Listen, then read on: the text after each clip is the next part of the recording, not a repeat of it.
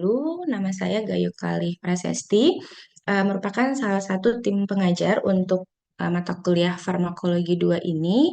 Jadi mungkin Bu Mariam sudah menyebutkan ya untuk tim dosennya ada Bu Mariam sendiri, saya, kemudian Pak Helmi, Ibu Putri, dan Ibu Hajrah. Jadi, untuk materi yang akan saya sampaikan itu terkait dengan coronary artery disease pada hari ini atau CAD. Kemudian untuk hari Kamis nanti akan belajar tentang hiperlipidemia. Kemudian nanti untuk minggu depan hari Selasa akan belajar tentang stroke. Jadi terkait dengan penyakit kardiovaskular.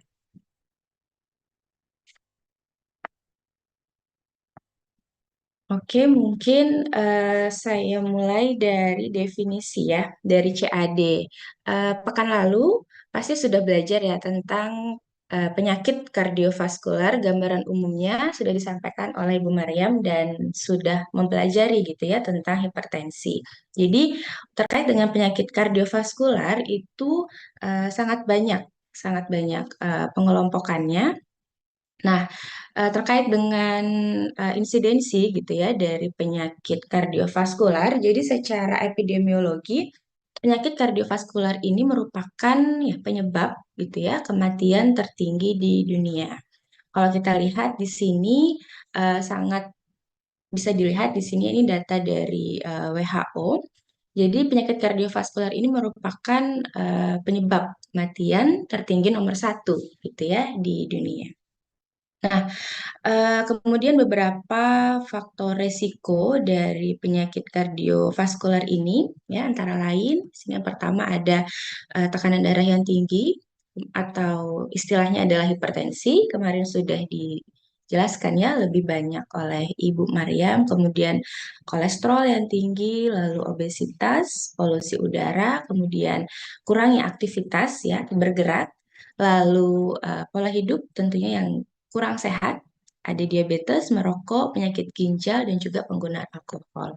Merupakan beberapa faktor resiko penyakit kardiovaskular secara umum. Nah, kemudian kalian bisa lihat di sini bagan gitu ya di sebelah kanan ini merupakan pengelompokan dari penyakit kardiovaskular. Nah, kemarin sudah belajar tentang hipertensi masuk ke dalam salah satu golongan penyakit kardiovaskular. Kemudian ada pula penyakit yang berkaitan dengan perifer. Nah, lalu yang masuk atau yang akan dibahas gitu ya pada hari ini merupakan CAD.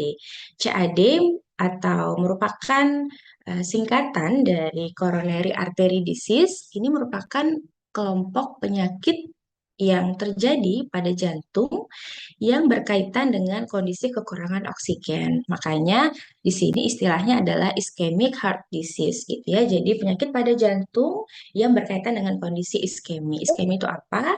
Iskemi merupakan kondisi di mana jantung itu mengalami kekurangan oksigen. Jadi ischemic heart disease ini terbagi menjadi dua, yaitu CMD dan CAD. CMD ini merupakan mikrovaskular ya, mikrovaskular, kemudian CAD adalah arteri. Jadi mikrovaskular ini merupakan pembuluh darah kecil pada jantung, sedangkan CAD ini merupakan gangguan pada pembuluh darah besar atau arteri. Yang akan banyak dibahas pada hari ini adalah CAD. Nah, kemudian penggolongan CAD sendiri gitu ya terbagi menjadi tiga, yaitu angina stabil, angina tidak stabil atau unstable angina, dan juga myocardial infarction atau serangan jantung. Oke, kita balik ke sini. Jadi, apa itu definisi dari CAD? CAD sendiri merupakan kondisi gitu ya, di mana terjadi ketidakcukupan suplai darah dan juga oksigen ke miokardium. Jadi miokardium atau otot jantung atau jantung. Jadi sama istilahnya. Nah, jadi sekali lagi coronary artery disease atau CAD itu merupakan suatu kondisi di mana terjadi inadequate atau ketidakcukupan dari supply ya, artinya pasokan darah dan juga oksigen ke jantung. Sederhananya seperti itu. Jadi seperti yang kita ketahui bersama, bahwa darah itu mengandung oksigen dan juga nutrisi gitu ya, yang dibutuhkan oleh sel-sel tubuh untuk melakukan metabolismenya sehingga dapat berjalan dengan baik gitu ya. Jantung merupakan organ utama untuk memompa darah gitu ya ke seluruh tubuh. Sehingga ketika terjadi ketidakcukupan suplai oksigen ini ke jantung gitu ya, maka fungsi jantung sebagai organ utama untuk memompa darah itu menjadi berkurang. Sederhananya demikian. Nah, kemudian yang menjadi pertanyaan adalah kenapa gitu ya pasokan oksigen ini bisa berkurang gitu pada jantung. Nah, umumnya itu terjadi yang namanya oklusi. Oklusi ini istilahnya di sini saya tulis ya. eh, Penjelasannya, istilah singkatnya adalah oklusi merupakan penyumbatan gitu ya. Istilah sederhananya, oklusi arteri merupakan penyumbatan pada arteri yang dapat menghambat aliran darah ke jaringan. Nah, kemudian menjadi pertanyaan selanjutnya adalah kenapa terjadi oklusi gitu ya? Kenapa bisa terjadi penyumbatan? Nah, penyumbatan ini bisa terjadi karena adanya bekuan darah ya, kemudian penumpukan plak aterosklerotik atau tekanan dari struktur di sekitar jantung. Jadi sekali lagi CAD merupakan kondisi di mana terjadi ketidakcukupan ya darah dan juga oksigen yang mengalir ke jantung. Nah, kemudian mengapa bisa terjadi ketidakcukupan eh, kebutuhan oksigen ini? Ketidakcukupan kebutuhan oksigen ini bisa terjadi karena adanya oklusi. Oklusi itu apa? Oklusi merupakan penyumbatan. Mengapa penyumbatan bisa terjadi? Penyumbatan bisa terjadi karena adanya bekuan darah dan juga plak aterosklerotik. Nah, kemudian apa sih plak aterosklerotik gitu ya? Jadi mungkin pernah mendengar istilah aterosklerotik itu merupakan kondisi di mana terjadi penumpukan plak. Plak itu adalah lemak ya atau lipid pada pembuluh darah arteri. Sehingga ketika lemak menumpuk semakin lama pada pembuluh darah arteri, lama kelamaan akan menyebabkan penumpukan plak yang lebih tinggi yang mana nantinya akan berujung pada ruptur plak atau plaknya bisa pecah. Nah, plak bisa pecah itulah yang akan menyebabkan bekuan darah. Jadi, eh, ini merupakan gambaran gitu ya, secara sederhana yang mana diharapkan gitu ya kalian dapat memahami makna dari CAD itu sendiri. Ya, sebelum nanti kita akan belajar bagaimana patofisiologi lengkapnya, kemudian tentunya obat-obatan yang bekerja atau terlibat gitu ya, bermanfaat pada kondisi CAD ini. Oke. Nah, jadi untuk CAD sendiri ya terklasifikasi atau dikategorikan menjadi dua kelompok besar gitu ya. Yang pertama adalah eh, SIHD merupakan kepanjangan singkatan dari Stable Ischemic Heart Disease. Kemudian yang kedua adalah ACS atau Acute Coronary Syndrome ya. Jadi yang pertama ini merupakan kondisi iskemia jantung yang ditandai dengan angina stabil dan juga terdapat penyempitan arteri koroner. Lalu yang kedua, ACS ya, ACS ini terbagi lagi menjadi tiga, yaitu STEMI, NSTEMI, dan juga unstable angina atau angina tidak stabil. Ya, jadi secara umum CAD klasifikasinya atau kategorinya terbagi menjadi dua. Yang pertama adalah kita bisa untuk memudah mengingatkan ya, mudah mengingat. Yang pertama adalah angina stabil ya. Yang pertama adalah angina stabil, yang kedua adalah ACS ya. Acute Coronary Syndrome, di mana ACS ini lagi terbagi menjadi tiga, yaitu STEMI, NSTEMI, dan juga angina tidak stabil gitu. Nah, STEMI ini merupakan singkatan dari ST elevasi ya, myocardial infarction. Kemudian kalau NSTEMI ini merupakan singkatan dari non-ST elevation myocardial infarction. Jadi MI ini merupakan myocardial infarction atau infark myokard gitu ya. Jadi perlu difahami. Jadi banyak sekali gitu ya istilah pada penyakit kardiovaskular ini, mungkin kalian pernah dengar yang namanya serangan jantung. Nah, jadi serangan jantung itu kan istilah awam ya di masyarakat. Kalau secara farmakologi, secara teori, serangan jantung itu masuk ke dalam infark miokard ya atau myocardial infarction. Nah, myocardial infarction sendiri ini terbagi menjadi dua, yaitu STEMI dan juga NSTEMI ya. STEMI itu kalau dari gelombang EKG ya, itu ditandai dengan adanya peningkatan atau elevasi gelombang ST. Kemudian kalau N-STEMI ya, itu ditandai dengan tidak adanya elevasi atau peningkatan gelombang ST. Jadi mudah ya untuk dihafal. Kalau STEMI, oh berarti ST elevasi. Kemudian kalau N-STEMI, N-nya ini berarti non-ST elevasi. Baik, ini merupakan diagram gitu ya. Sebelumnya tadi sudah disampaikan juga pada slide sebelumnya. Ini merupakan basic klasifikasi berdasarkan diagram untuk memudahkan gitu ya dalam mengingat. Sekali lagi, CAD, coronary artery disease, terbagi menjadi di sini angina yang stabil atau kronik angina ya stabil. Kemudian yang kedua adalah ACS. ACS terbagi menjadi tiga, STEMI, NSTEMI, dan angina tidak stabil. Oke, kita masuk ke etiologi atau penyebab gitu ya terjadinya kondisi CAD itu sendiri. Nah, jadi dikatakan bahwa CAD ini merupakan eh, kondisi yang terjadi dari banyak faktor gitu ya atau multifaktorial, di mana faktor-faktor penyebab daripada CAD ini gitu ya dapat dikategorikan menjadi yang dapat dimodifikasi dan juga faktor yang tidak dapat dimodifikasi. Adapun faktor-faktor yang tidak dapat dimodifikasi ini antara lain adalah ya gender atau jenis kelamin, kemudian usia, riwayat keluarga, ya, dan juga genetik. Jadi keturunan itu merupakan faktor-faktor yang tidak dapat dimodifikasi. Jadi cukup jelas ya.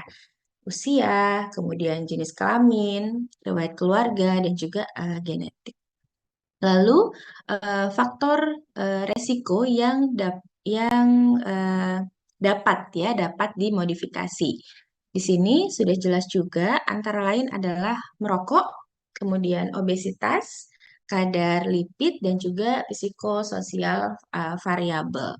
Nah, tentunya kondisi-kondisi atau faktor risiko yang dapat dimodifikasi ini maknanya apa? Ada yang tahu? Kenapa sih ada faktor penyebab yang masuk ke dalam golongan dapat dimodifikasi dan tidak dapat dimodifikasi? Mungkin pertanyaan saya adalah yang dapat dimodifikasi atau modifiable risk. Kenapa sih dikatakan bahwa faktor resiko ini merupakan faktor resiko yang dapat dimodifikasi gitu? Maknanya apa? Ada yang bisa menjelaskan?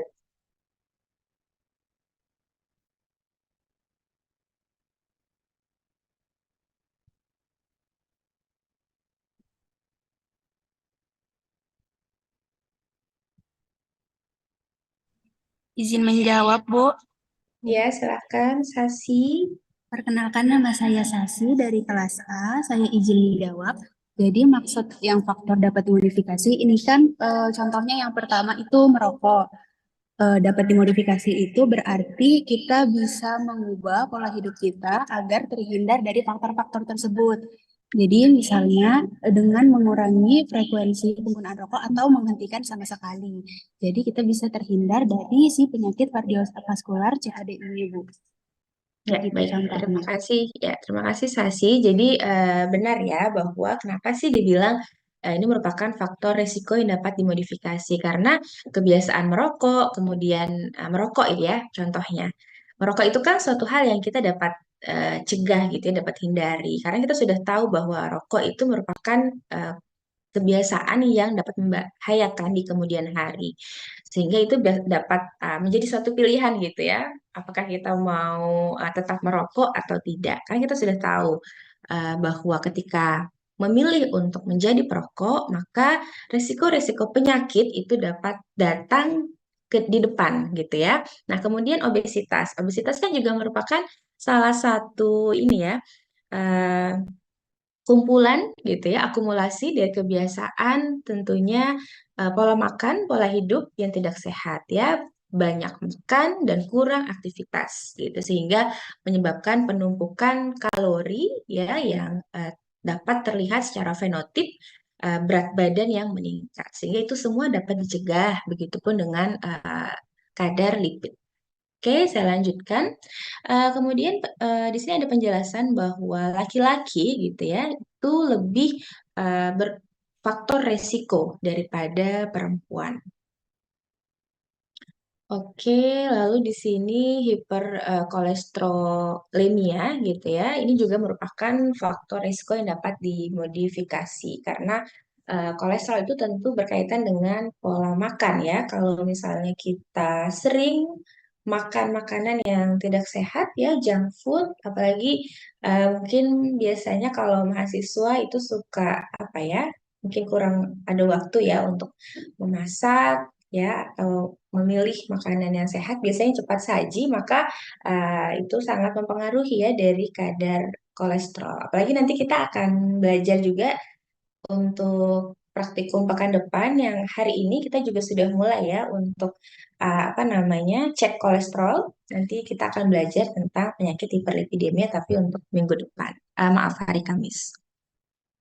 Oke, di sini faktor resiko. Jadi secara umum gitu ya, secara umum faktor resiko secara tradisional terkait dengan CAD di sini ada kolesterol yang meningkat, khususnya adalah LDL, kemudian HDL yang menurun. Jadi LDL ini merupakan istilah lain yaitu kolesterol jahat. Kemudian untuk HDL merupakan kolesterol baik. Sehingga ketika LDL meningkat, gitu ya, kolesterol jahat meningkat, maka ini akan menyebabkan resiko terjadinya kondisi CAD. Kemudian untuk HDL sendiri yang diketahui sebagai kolesterol baik, ya, ketika kadarnya menurun di dalam darah, maka ini juga merupakan faktor resiko kondisi CAD. Maka diharapkan untuk HDL yang mana bertindak sebagai kolesterol baik, harapannya gitu ya, kita harus meningkatkan kadar daripada HDL. Nah, kemudian tekanan darah tinggi, ya, riwayat keluarga, diabetes, merokok, obesitas juga sudah kita state di awal. Dan juga di sini pada laki-laki ya, jadi terkait usia. Nah, pada laki-laki resiko ini meningkat ya setelah umur atau di atas 45 tahun. Sedangkan pada wanita resiko ini terjadi di atas 55 tahun. Kira-kira ada yang tahu tidak mengapa pada wanita faktor resiko CAD ini muncul gitu ya di atas usia 55 tahun? Kira-kira ada yang tahu mungkin alasannya?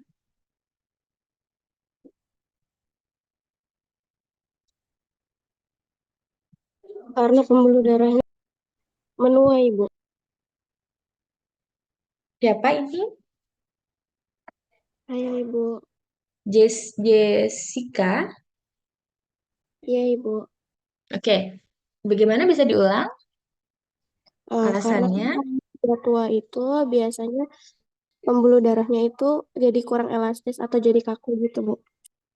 Oke, mungkin terima kasih Jessica. Mungkin lebih spesifik lagi ketika usia 55 tahun gitu ya pada wanita, kita bisa mengaitkan dengan kondisi menopause gitu ya. Mungkin kalian tahu menopause adalah kondisi di mana sudah tidak terjadi lagi ovulasi gitu ya pada wanita yang artinya darah haid gitu sudah berhenti, jadi tidak mengalami menstruasi lagi. Nah, kondisi wanita yang tidak mengalami menstruasi lagi itu sangat berkaitan dengan berkurangnya produksi hormon estrogen. Nah, jadi hormon estrogen itu merupakan hormon yang berperan sebagai pelindung jantung, jadi menjaga kekuatan jantung. Nah, pada wanita estrogen ini menurun ya, tidak diproduksi lagi atau jumlahnya menurun, sangat menurun pada kondisi menstruasi. Biasanya, maaf, pada kondisi tidak menstruasi lagi atau menopause. Umumnya sekitar usia 55 tahun. Nah, sehingga karena kekurangan hormon estrogen inilah gitu ya yang menyebabkan jantung itu rentan atau beresiko mengalami CAD. Baik, saya lanjutkan. Jadi, bagaimana progresivitas dari infak miokard? Jadi, kalau dibilang infak miokard, sudah tidak bingung lagi ya. Jadi, infak miokard ini merupakan bagian dari CAD. Yang mana disebut dengan infak miokard? Infak miokard terbagi menjadi dua, STEMI dan juga NSTEMI. Nah, jadi pada STEMI dan juga NSTEMI ya, itu kan tadi kita lihat perbedaan berdasarkan gelombang ST-nya, ada elevasi atau tidak. Kalau ST itu ada elevasi, kalau maaf kalau STEMI ada ST elevasi, kalau NSTEMI tidak ada ST elevasi. Nah, tapi kalau dari segi ada atau tidaknya plak itu sama-sama ada. Tapi tentu pada kondisi STEMI itu jumlah plak atau persentase plak itu jauh lebih besar daripada kondisi NSTEMI. Sehingga pertanyaan saya, apa bisa NSTEMI ya itu berkembang menjadi STEMI? Ada yang bisa jawab? Bisa tidak kira-kira NSTEMI itu berkembang menjadi STEMI? Setelah kita ketahui, keduanya merupakan infak miokard ya. Jadi keduanya merupakan infak miokard yang dibedakan gitu ya secara definitif itu berdasarkan ada atau tidaknya gelombang ST gitu ya, ada atau tidaknya elevasi gelombang ST. Namun kalau dilihat dari kondisi patologisnya gitu ya, keduanya ini ada infak gitu ya, ada penumpukan lipid akibat aterosklerotik. Nah, yang menjadi pertanyaan adalah apakah N-STEMI itu bisa berkembang menjadi STEMI? Ada yang bisa menjawab? Izin menjawab, Bu. Ya, silakan Raihan. Ya, izin memperkenalkan diri, Bu. Saya Raihan Wahyudi dari kelas A1 S1 Farmasi. Menurut saya, NSTEMI itu dapat berkembang menjadi STEMI, Bu, dalam beberapa situasi begitu, Bu. Ya, baik. Terima kasih, Rehan. Jadi, benar ya bahwa N-STEMI itu bisa berkembang menjadi STEMI apabila tidak ditangani, tidak dikelola dengan baik. Karena apa? Karena STEMI sendiri itu merupakan keberlanjutan pasti dari N-STEMI. Karena kan dia hanya berbeda persentase infaknya gitu ya. Kita sudah tahu STEMI lebih besar infaknya daripada N-STEMI, sehingga tentu secara logika ketika N-STEMI tidak ditangani dengan baik maka akan dapat berkembang menjadi STEMI. Nah, oke, di sini kita bisa lihat di slide bahwa bagaimana progresivitas dari infak miokard. Jadi diawali dengan pembentukan plak di mana aterosklerotik ya dimulai dengan penumpukan lipid, kemudian kolesterol, kalsium dan juga sel-sel inflamasi di dinding arteri pada jantung sehingga membentuk yang namanya plak ya. Jadi kalau misalnya istilah plak itu sendiri ya merupakan gabungan daripada lipid, kemudian kolesterol, kalsium, dan juga sel-sel inflamasi di dinding arteri.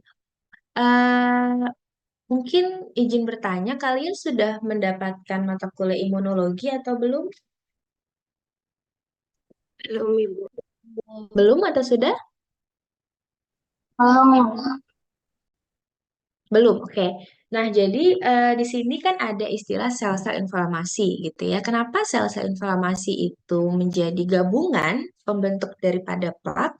Nah, jadi nanti kalau kalian sudah mendapatkan materi, imunologi akan belajar banyak terkait dengan sel-sel imunitas. Nah, jadi ketika banyaknya gitu ya lipid atau kolesterol di dalam pembuluh darah, maka tubuh kita itu memiliki yang namanya pertahanan gitu ya.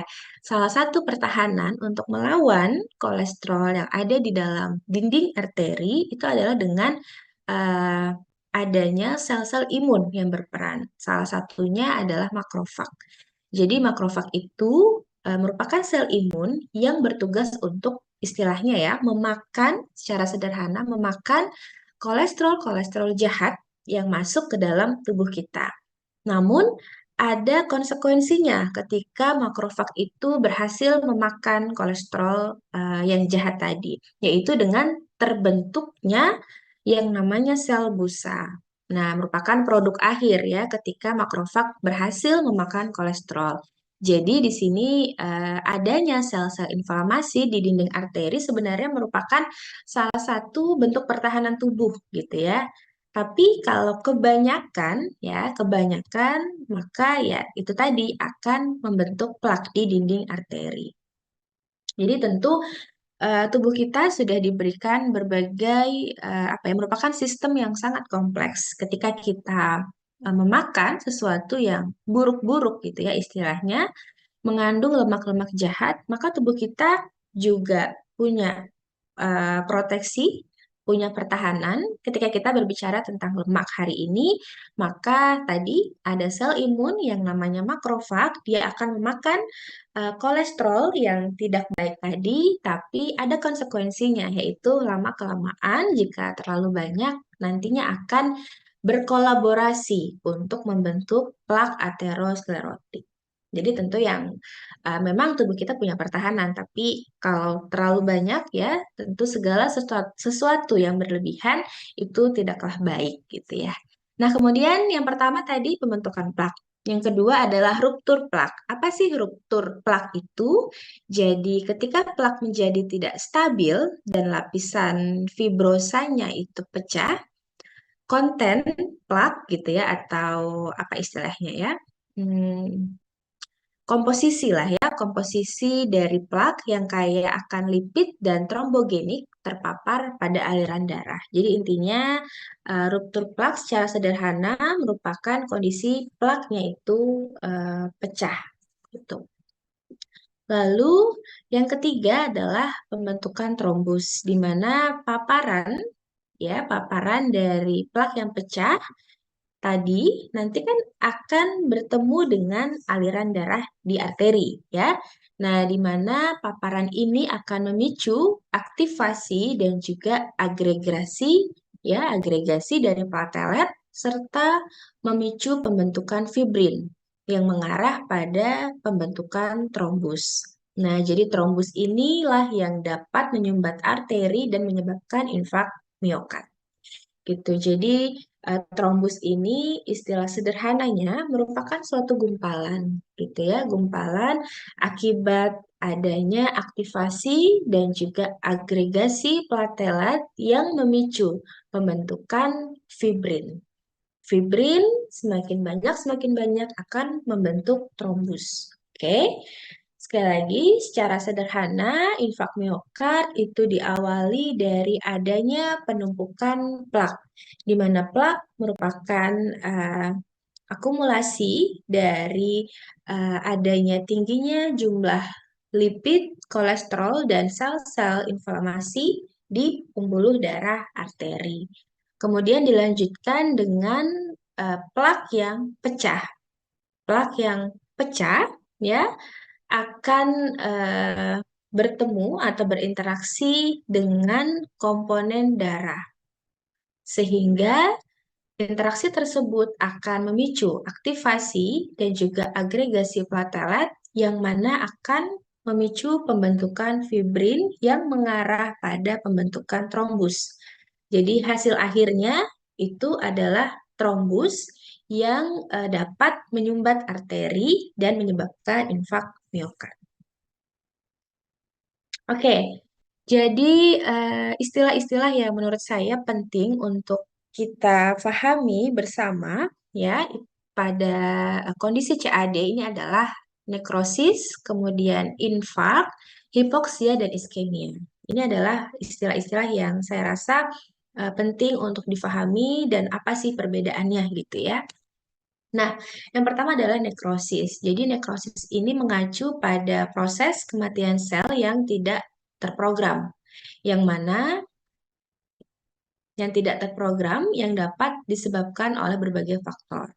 Kemudian kalau infak ini mengacu pada kematian jaringan yang spesifik yang disebabkan oleh misalnya penghentian suplai darah, salah satunya di jantung. Nah, jadi kesamaan gitu ya dari nekrosis dan infak ini adalah sama-sama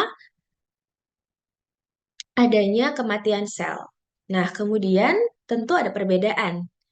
Apa perbedaan dari nekrosis dan infak kalau dilihat dari definisi sederhananya? Kira-kira ada yang bisa bantu?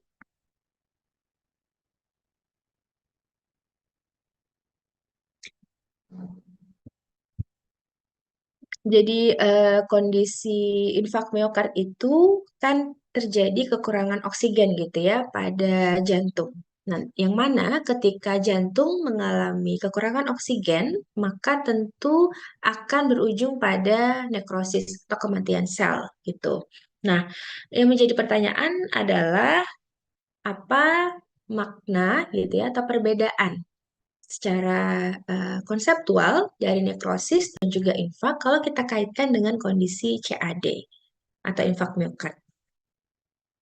Setelah kita ketahui bahwa keduanya merupakan kematian sel gitu ya. Nah, tapi apa nih perbedaan yang spesifik dari nekrosis dan juga infak? Izin menjawab, Bu. Ya, silahkan. Nur Afni. Sebelumnya izin memperkenalkan diri, nama saya Nur Afni Afrilia Putri dari kelas A umum. Kalau menurut saya perbedaan dari infark dan nekrosis, kalau infark itu kematian sel yang disebabkan karena adanya penghentian suplai darah, Bu. Jadi karena darah itu berhenti, otomatis oksigen yang menuju ke jantung itu juga akan berhenti sehingga sel-selnya itu akan mati.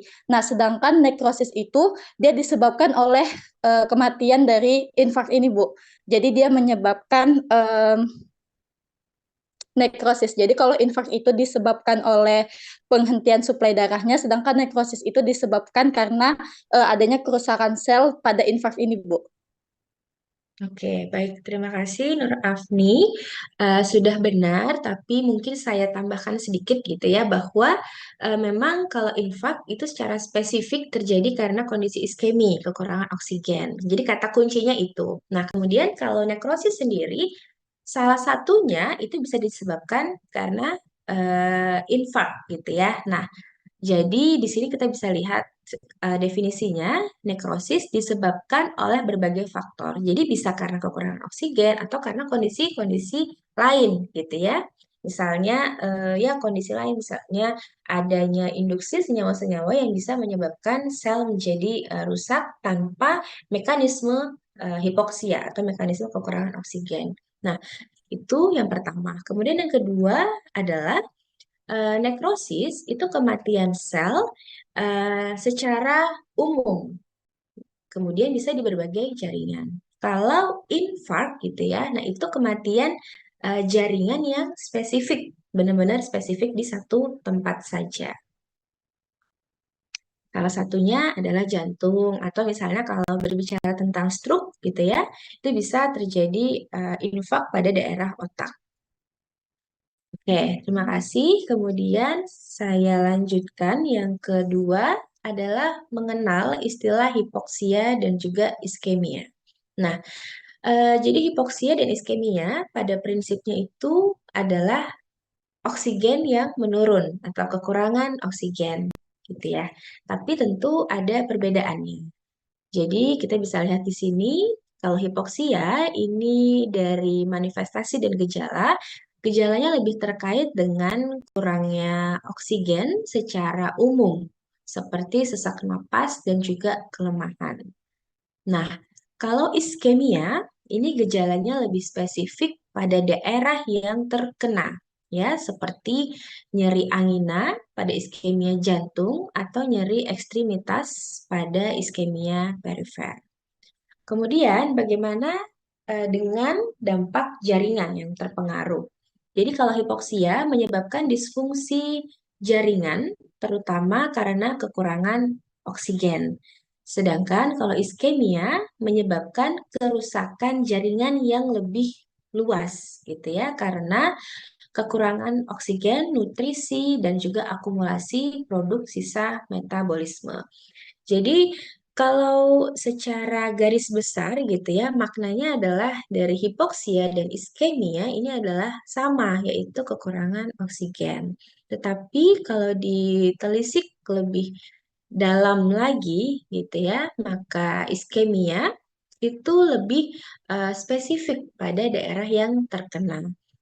Contoh, kalau kita berbicara tadi terkait dengan infak miokard gitu ya, yaitu kurangnya oksigen, suplai oksigen pada jantung, maka yang lebih tepat istilah yang mana? Apakah hipoksia atau iskemia?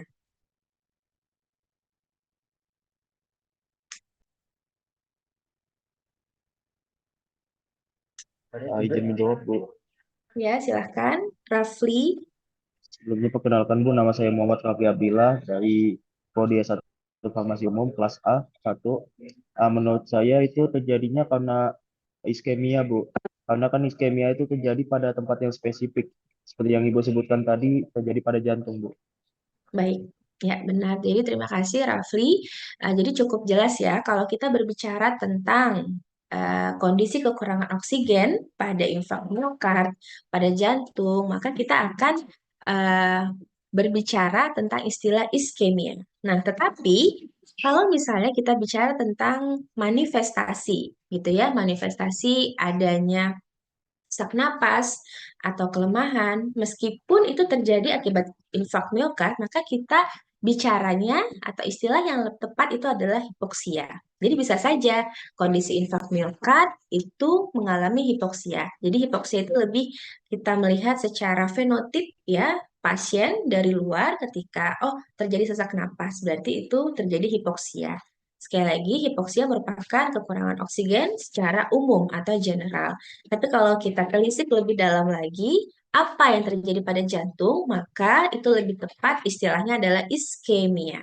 Oke ya, terima kasih. Oke, jadi ini merupakan gambaran gitu ya, perbedaan arteri baik pada kondisi normal dan juga ketika terjadi penumpukan plak gitu ya. Jadi terlihat kalau pada normal maka aliran darah itu akan lancar ya, tidak ada akumulasi lipid yang mengganggu proses peredaran darah khususnya di arteri sehingga jantung itu bisa memompa darah ke seluruh tubuh, mengedarkan oksigen dan juga jantung bisa menerima oksigen dan juga darah untuk kesehatan jantung itu sendiri. Oke ya, jadi mungkin tidak perlu saya jelaskan lagi bagaimana kinerja jantung ya dalam memompa darah, tapi secara umum pasti kalian juga sudah tahu bahwa jantung kan tugasnya memompa darah, ya, memompa darah untuk diedarkan ke seluruh tubuh. Tentu tubuh kita dari atas sampai bawah itu perlu yang namanya darah, yang mana darah mengandung oksigen dan juga nutrisi-nutrisi yang diperlukan oleh sel-sel tubuh kita untuk melakukan metabolismenya dengan baik agar dapat berfungsi dengan baik. Nah, kemudian hmm, begitupun dengan jantung itu sendiri, meskipun dia memompa darah, tapi kan juga ada yang namanya aliran darah balik ke jantung, gitu ya. Jadi yang kita bicarakan hari ini adalah proses aliran darah ke jantung itu sendiri, karena infak miokard merupakan kondisi terjadinya penyumbatan di pembuluh darah arteri yang terletak pada jantung, gitu ya. Jadi harapannya kalian bisa memahami proses pemompaan jantung, baik yang pembuluh darah baliknya dan sebagainya. gitu ya. Oke. Kemudian di sini kita lihat yang poin A ini adalah pembuluh darah arteri yang normal.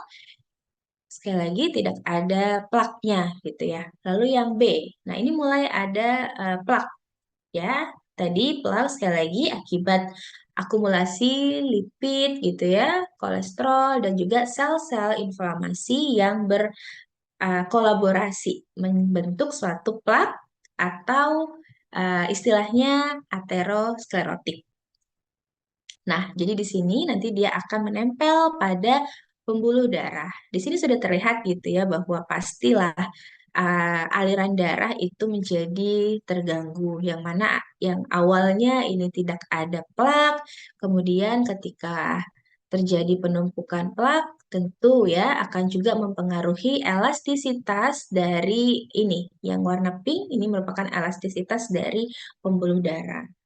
Nah, lalu yang ketiga, ini adalah proses terjadinya ruptur plak.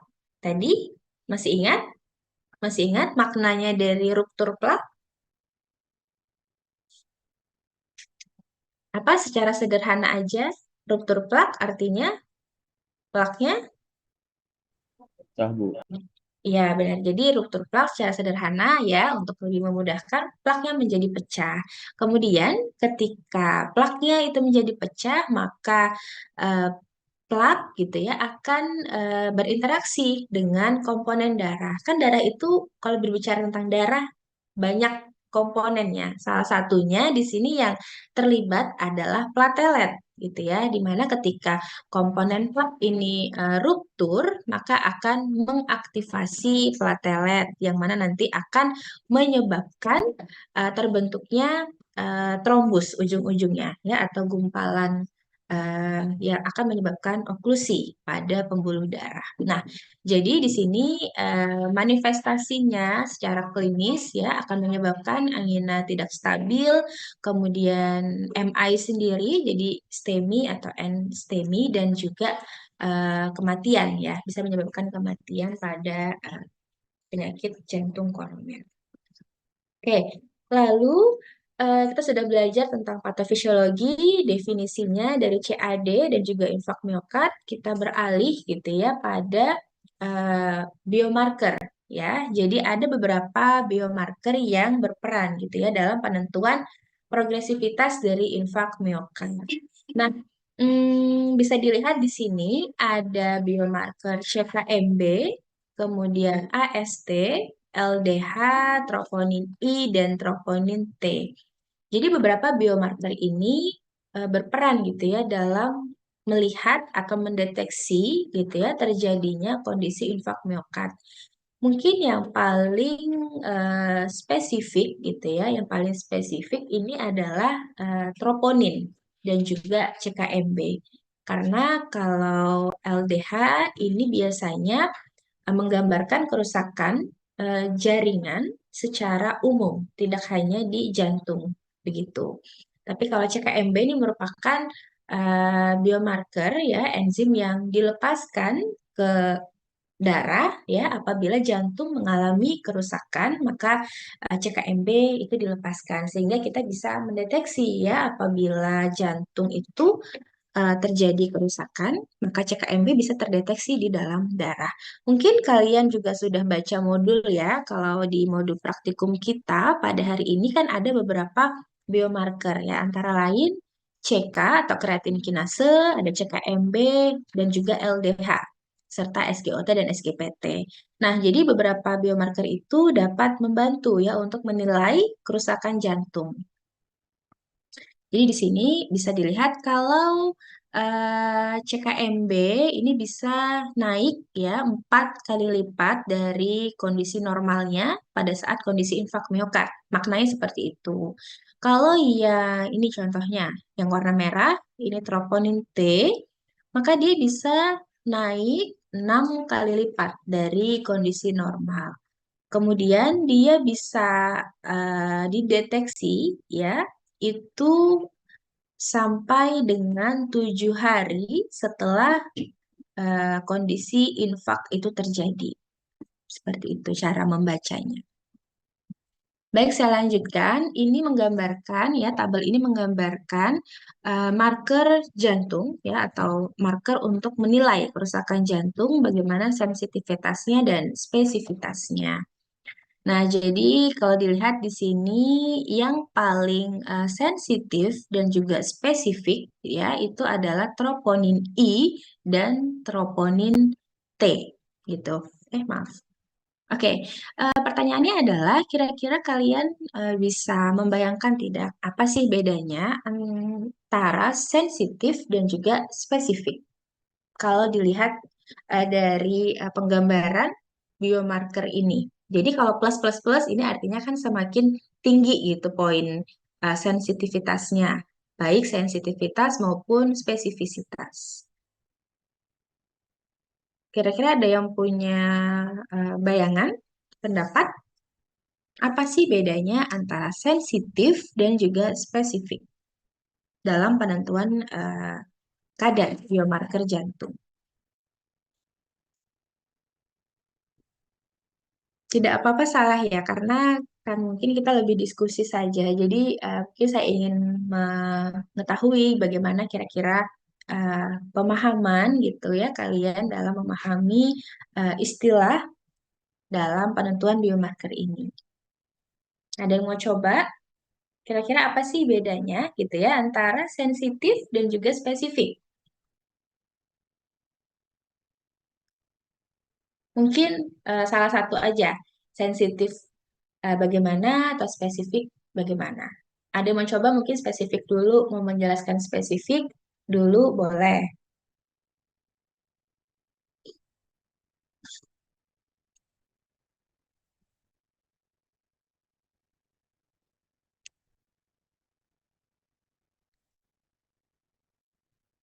Salah satunya, Bu. Izin menjawab, Bu. Ya, silakan, Raihan. Izin menjawab, Bu. Menurut saya yang sensitivitas ini eh, merupakan kesensitivitas dalam mengukur kemampuan biomarker, Bu, untuk mendeteksi penyakit dengan benar, Bu. Nah, Maksudnya terus gimana? Gimana bisa diperjelas lagi? apa ya? Ya, maksudnya Bisa diperjelas lagi? Nggak apa-apa ya.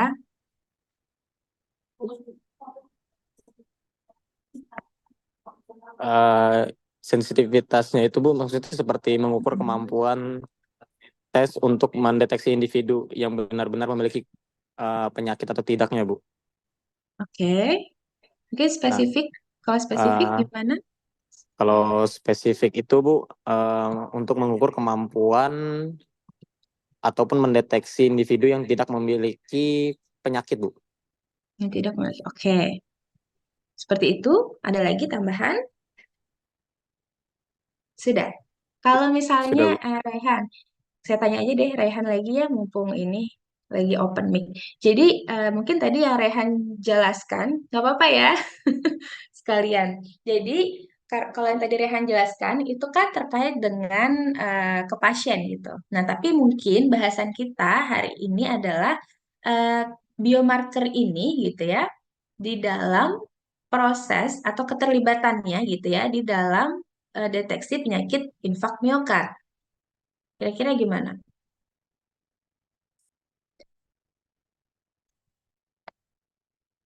Pas, pas, pas ya. Ya udah nggak apa-apa saya bantu ya. Jadi mungkin saya tulis kalian di slide jadi supaya kita sama-sama belajar. Terima kasih ya Rehan tadi atas tanggapannya. Jadi kalau sensitivitas itu maknanya adalah dengan kadar yang sangat kecil gitu ya. Itu sudah bisa terdeteksi gitu. Maknanya seperti itu. Nah, kalau spesifitas itu berkaitan ya dengan sumber dari biomarker tersebut diproduksi. Nah, kira-kira bisa difahami tidak dari makna ini?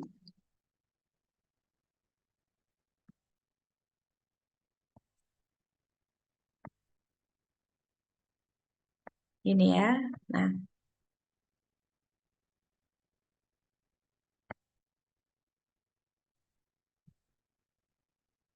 Contohnya misalnya troponin dan CKMB sumbernya gitu ya hanya dari jantung.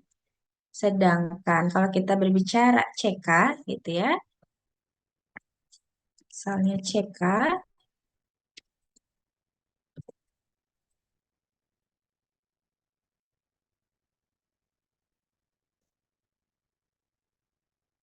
oke. Oke, gimana kira-kira bisa difahami tidak? Jadi, sekali lagi ya, kalau misalnya kita bicara tentang sensitivitas gitu ya, itu artinya adalah kadar yang sangat kecil saja ya dari enzim. Ini enzim ya, kita bicara. Jadi biomarker, enzim itu sama. Biomarker itu kan istilahnya adalah penanda, penanda kerusakan. Tapi siapa nih yang jadi penanda? Yang jadi penanda itu adalah enzim gitu. Jadi kalau kita bicara tentang sensitivitas, artinya dengan kadar yang sangat kecil saja itu sudah bisa terdeteksi. Kalau di sini misalnya troponin I, sensitivitasnya 4, berarti dibandingkan dengan CK yang sensitivitasnya poinnya 2. Nah, artinya si troponin I ini dia 0,1 sudah bisa terdeteksi. Ini contoh. Tapi kalau untuk CK, dia perlu kadar 0,4 di dalam darah untuk bisa terdeteksi. Intinya seperti itu. Itu sensitivitas, bicara tentang angka atau nilai. Tapi kalau spesifisitas kita berbicara tentang sumber, ya, sumber dari mana biomarker atau enzim tersebut diproduksi. Nah, jadi kalau misalnya kita lihat troponin I, troponin T, gitu ya, kemudian CKMB, ini sumbernya itu adalah dari jantung. Ya, dia diproduksi dari jantung sehingga ketika jantung mengalami kerusakan, maka mereka-mereka itu akan dilepaskan gitu di dalam darah dan akhirnya bisa terdeteksi.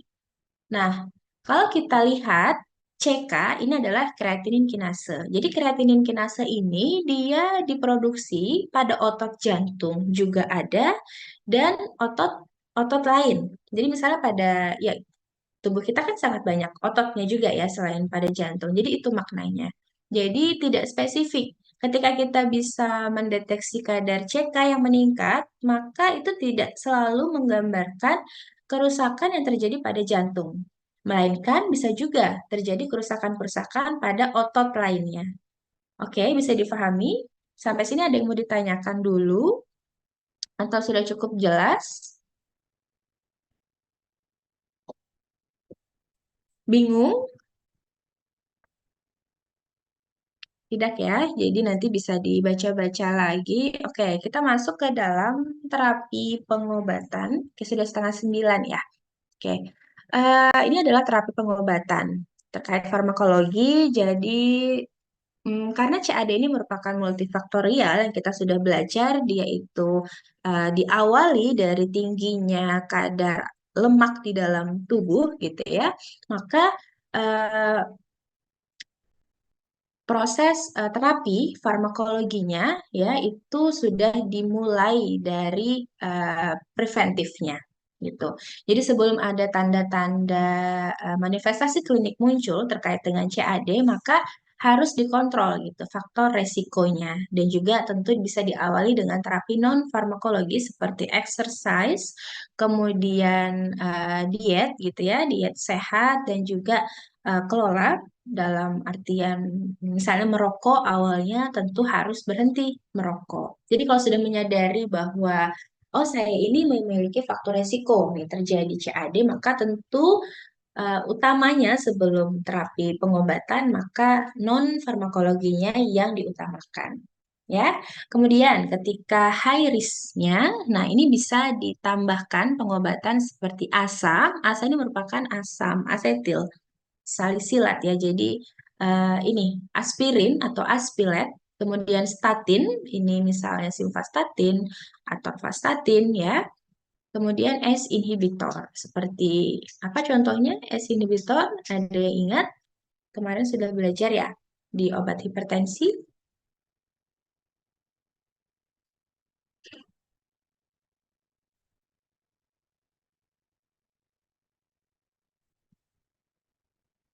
Apa contoh obat ACE inhibitor?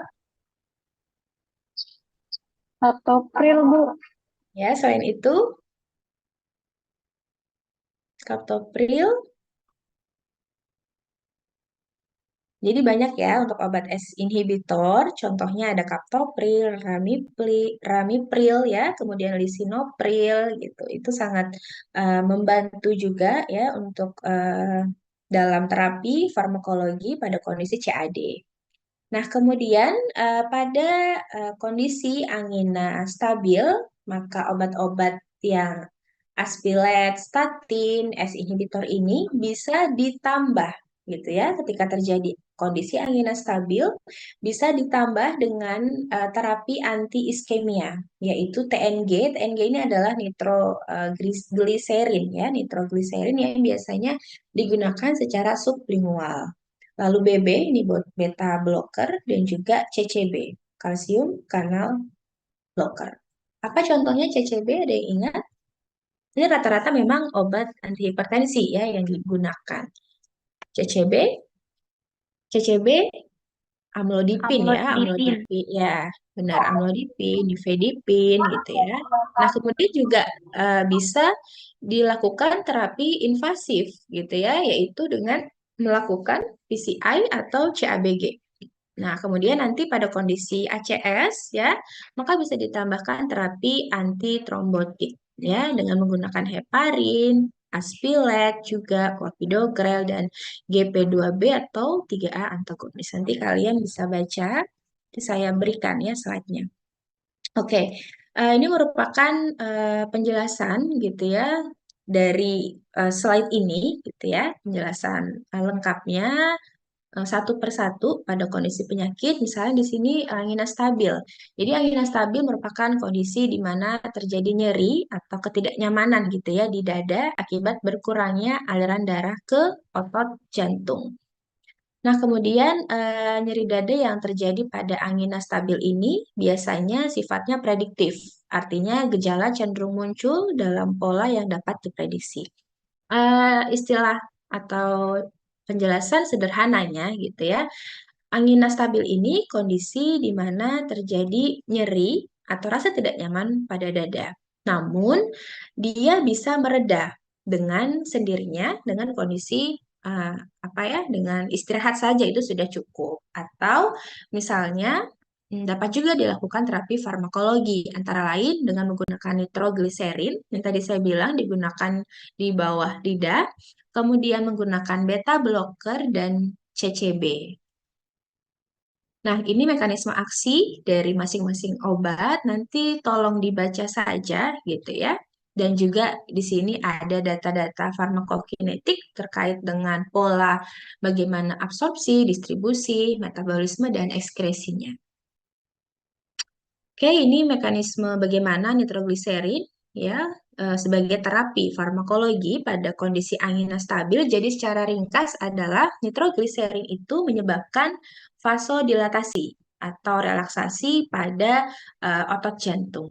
Kan kita ketahui bahwa terjadinya angina gitu ya, angina stabil itu pasti adanya iskemi gitu ya atau kekurangan oksigen sehingga terjadi rasa tidak nyaman gitu pada dada. Nah, adanya nitrogliserin ini mampu untuk memvasodilatasi atau relaksasi gitu pada otot jantung sehingga aliran oksigen bisa kembali normal. Kemudian ini terkait dengan beta blocker. Jadi contohnya beta blocker ada yang tahu?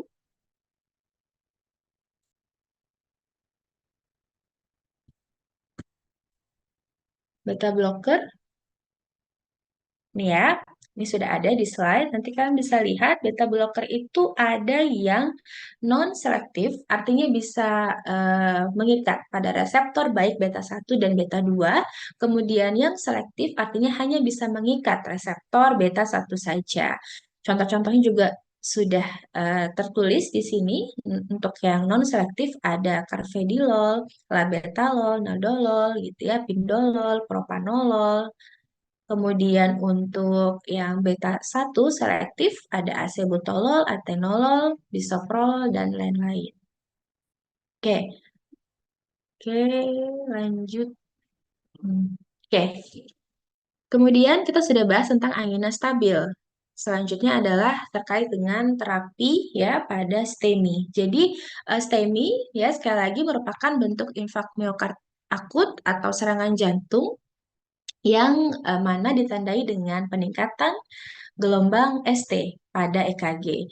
Adapun tujuan terapi farmakologi pada STEMI itu adalah mengurangi kerusakan jantung yang pertama, yang kedua memperbaiki aliran darah yang tersumbat, dan yang ketiga adalah mengurangi resiko komplikasi lanjutan gitu.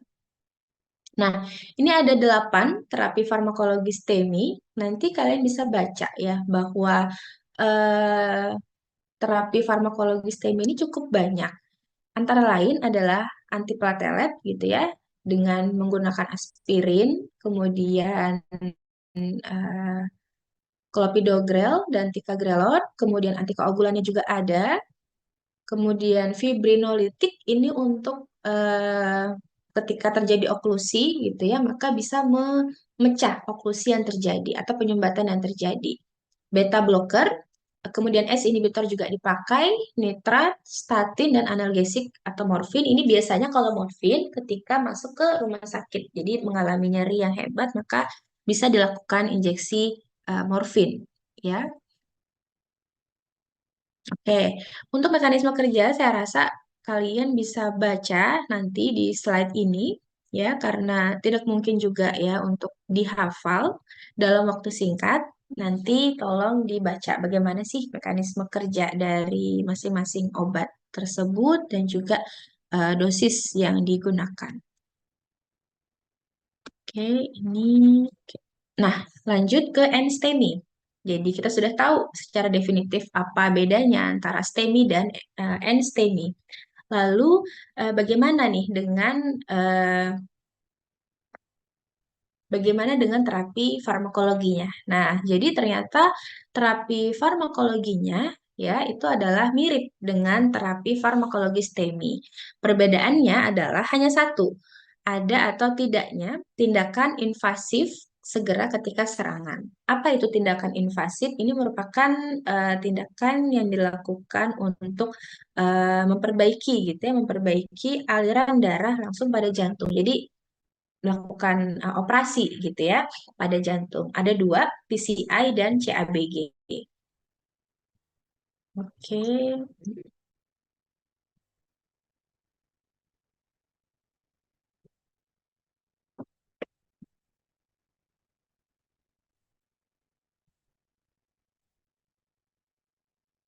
oke, ini ya saya ingin menunjukkan perbedaan antara PCI dan CABG. Ini merupakan yang saya maksud tadi tindakan invasif. Jadi ini umumnya dilakukan ketika terjadi STEMI. Jadi kalau misalnya ada indikasi peningkatan gelombang ST, maka dapat dilakukan ya prosedur PCI atau CABG apabila rumah sakitnya memungkinkan untuk melakukan ini.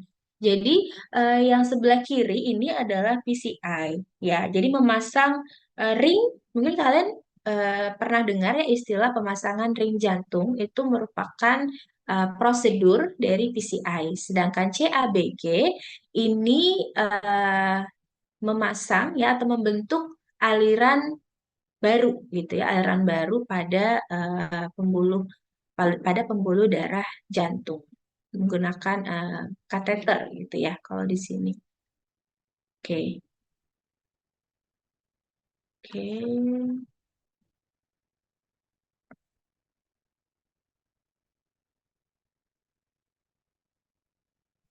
Oke, di sini bisa dilihat, jadi PCI sering disebut sebagai angioplasti, merupakan prosedur non-bedah yang digunakan untuk membuka arteri koroner yang menyempit atau tersumbat untuk mengembalikan aliran darah ke otot jantung. Jadi istilah lainnya yang sederhana, yang umum di masyarakat itu adalah pemasangan ring jantung atau kateterisasi. Jadi tidak dilakukan pembedahan karena memang lewat pembuluh darah gitu ya. Tapi ada tindakan gitu, makanya dibilang tindakan invasif. Nah, kalau CABG ini memang prosedur bedah yang dilakukan untuk mengalirkan aliran darah di sekitar arteri koroner yang tersumbat atau menyempit dengan menggunakan pembuluh darah dari bagian lain tubuh gitu ya. Biasanya vena, sapena dari kaki atau arteri thoracalis internal. Jadi ini sebagai informasi tambahan saja ya untuk kalian uh, perbedaan dari PCI dan CABG. Oke, mungkin ini satu lagi ya, unstable angina. Tadi kita sudah bicara tentang angina stabil gitu ya. Angina stabil itu adalah nyeri dada yang umumnya bisa berhenti dengan istirahat saja. Nah, kalau angina tidak stabil gitu ya, ini ditandai dengan nyeri dada atau ketidaknyamanan yang terjadi karena berkurangnya aliran darah ke otot jantung, ke iskemia miokard. Nah, tetapi dia tidak cukup parah gitu untuk menyebabkan kerusakan jantung. Kalau infak miokard tadi, yang baik STEMI maupun NSTEMI, itu sudah bisa dipastikan adanya kerusakan pada jantung. Tapi kalau yang unstable angina gitu ya, dia terjadi berkurangnya aliran darah dan juga oksigen ke otot jantung, tetapi tidak cukup, sekali lagi, tidak cukup parah untuk menyebabkan kerusakan jantung. Dan juga pada unstable angina itu tidak terdeteksi gitu ya adanya peningkatan biomarker yang menandakan kerusakan jantung. Oke.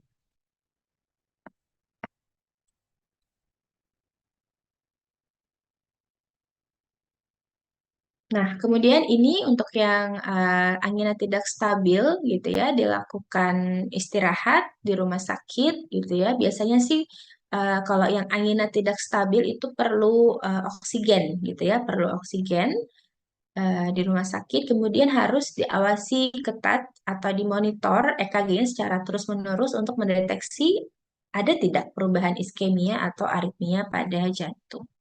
Nah, jadi kalau secara sederhana, berdasarkan penjelasan tadi, kira-kira apa perbedaan antara angina stabil dan juga angina tidak stabil? Ada yang mau coba?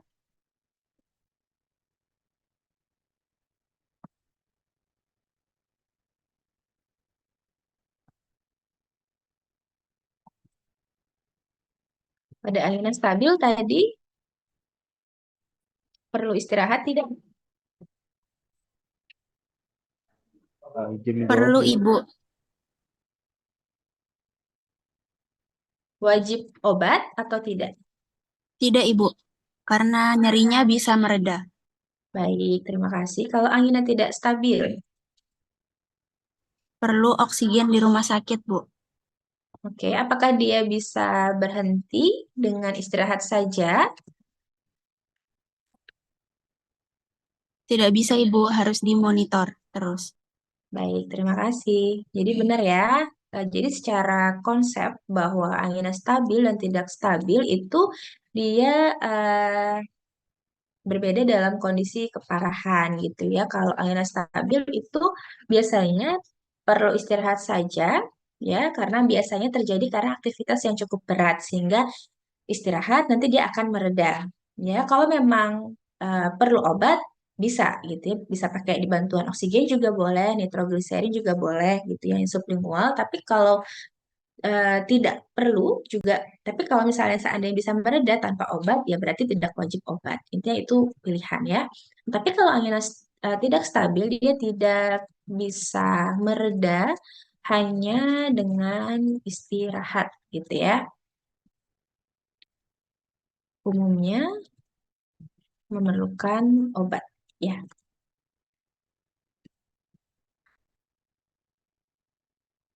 oke, nanti beberapa perbedaan silahkan kalian cari. Nah, kemudian ini ya, saya ingin menjelaskan juga perbedaan STEMI dan NSTEMI pada aspek pengobatan. Jadi, pengobatan STEMI itu sangat berfokus pada reperfusi yang cepat. Reperfusi itu apa? Jadi, reperfusi merupakan proses pembukaan kembali pembuluh darah yang tersumbat. Nah, jadi karena adanya sumbatan total pada arteri koroner yang menyebabkan iskemi luas pada otot jantung. Nah, jadi strategi reperfusi itu meliputi intervensi koroner perkutan atau PCI gitu ya. Yang mana pilihan pertama dan paling efektif jika bisa dilakukan dalam waktu 90 menit. Jadi kayak golden hour-nya gitu ya. Jadi 90 menit sejak pasien tiba di rumah sakit. Kemudian kalau seandainya nih rumah sakitnya tidak punya fasilitas untuk melakukan PCI dalam waktu 90 menit sejak pasien mengalami serangan, maka dapat dilakukan trombolisis atau fibrinolisis dengan obat. Contohnya adalah alteplase atau tenecteplase yang digunakan untuk melarutkan pembekuan darah. Ini dilakukan secara intravena, jadi kayak disuntikan aja obat gitu ya. Nanti bekuan darah atau oklusi yang terbentuk itu bisa terlarut, intinya seperti itu. Tapi sangat beresiko juga ya karena eh, proses melarutkan bekuan darah itu bisa menyebabkan efek samping yaitu perdarahan. Nah, jadi kalau pada NSTEMI, nah pengobatan lebih berfokus pada stabilisasi pasien dan pengurangan resiko trombolisis lebih lanjut. Jadi tindakan invasif segera tidak selalu diperlukan, hanya memerlukan pemantauan agar jangan sampai nanti berkembang gitu menjadi STEMI. Jadi seperti itu, sudah jam 8.45 ya, kita siap-siap praktikum. Oke, terakhir refleksi. Jadi setelah mempelajari farmakologi obat dari CAD gitu ya, kita bisa memahami gitu bahwa obat yang digunakan pada pasien dengan diagnosa CAD itu sangat banyak gitu ya. Nah, kalau kita melihat dari sisi etiologi atau penyebabnya, maka kondisi ini sebenarnya lebih banyak terkait dengan faktor risiko yang bisa dimodifikasi. Oleh karena itu, penting gitu ya untuk kita menjaga tentu kesehatan jantung dan tentunya organ tubuh lainnya. Tapi karena pada hari ini kita belajar tentang infak miokard, jadi sangat berkaitan ya dengan kesehatan jantung.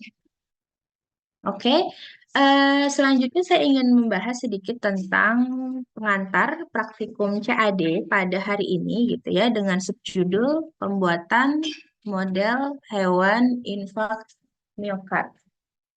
Nah, jadi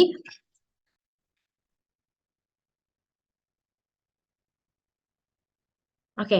Nah, jadi karena kita praktikumnya kan terintegrasi ya dengan teori yang mana uh, pagi seperti ini kita kuliah dan nanti lanjut kita praktikum sampai siang dan yang mana dosen PJ dalam hari ini gitu ya khususnya saya kan tidak bisa mungkin masuk ke semua kelas. Biasanya kami tim PJ kami dosen tim gitu ya. Itu kita punya punya pembagian lantai. Kalau saya pribadi biasanya di lantai 3 gitu ya. Kemudian kalau Bu Mariam di lantai 2, lantai 1 Ibu Putri dan Pak Helmi. Nah, jadi eh, saya ingin mengantarkan gitu ya praktikum CAD konsep yang ingin disampaikan atau ingin dituju gitu ya pada praktikum CAD ini sebagai dosen penanggung jawab topik ini gitu ya. Jadi pendekatan pada praktikum hari ini terkait dengan CAD itu adalah membuat model hewan infak miokard. Kita sudah belajar secara teori bahwa infak miokard merupakan kondisi kekurangan oksigen gitu ya di dalam jantung ke jantung atau infak atau miokardium atau otot jantung.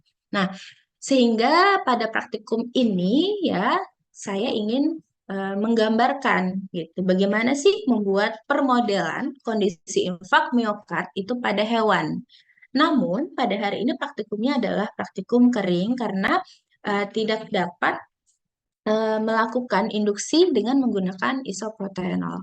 Jadi secara umum gitu ya, untuk membuat model hewan infak miokard itu bisa dengan dua metode gitu. Yang pertama adalah ligasi ya atau membuat ini yang sebelah kiri. Jadi membuat suatu apa ya, ikatan gitu ya dengan benang pada arteri jantung sehingga nanti kalau misalnya arterinya diikat gitu ya dengan benang maka akan terjadi penyumbatan gitu ya. Jadi secara fisik.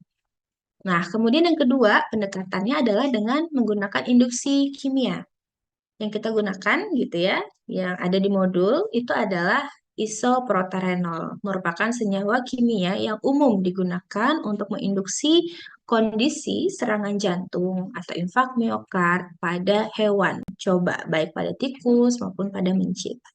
Nah, adapun dosis yang digunakan itu adalah 85 mg per kilogram berat badan. Dilakukan induksi secara intraperitoneal gitu ya atau pada rongga abdomen. Nah, yang mana isoproterenol ini kalau secara teori dia bisa menginduksi infak miokard itu karena adanya ikatan pada reseptor beta ya pada reseptor beta di jantung sehingga nanti akan menyebabkan produksi oksigen reaktif atau produksi ROS gitu ya. Jadi meningkatkan radikal bebas pada jantung yang berujung pada kondisi infak miokard. Karena tingginya produksi ROS ini akan menyebabkan iskemi gitu ya pada jaringan atau kerusakan jaringan. Jadi secara singkatnya seperti itu.